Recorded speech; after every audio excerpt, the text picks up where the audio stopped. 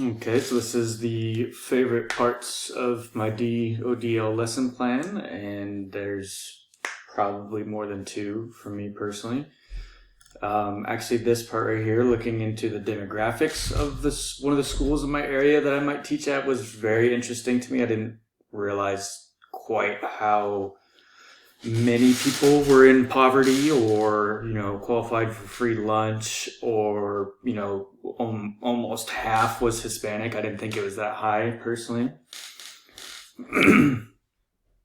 It just was very surprising in the numbers, and data is cold hard proof of things. So I like numbers and proof. So that was good for me.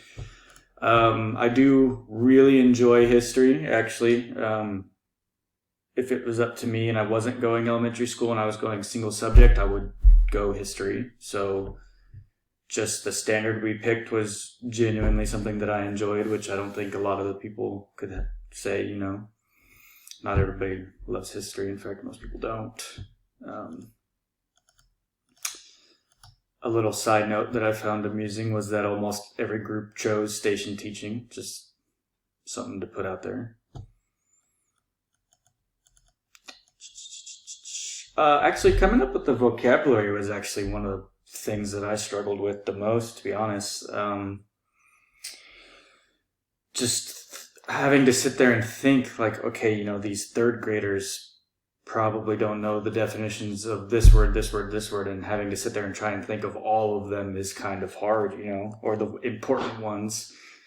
But I do like the challenge of that, so... The other thing that everybody in their feedback seemed to love was Padlet, which kind of surprised me. I didn't think it was that mind-blowing or, revolutionary or whatever, if you will. I think actually every single one of our feedbacks talked about enjoying the Padlet, so just definitely something that's going to be in my teacher tool.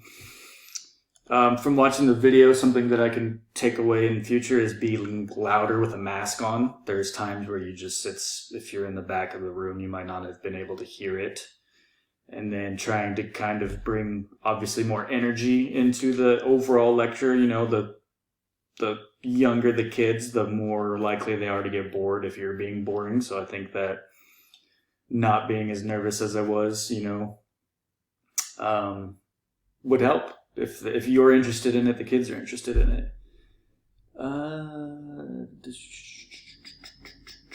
Yeah. Coming up with the potential questions was also kind of hard for me, personally.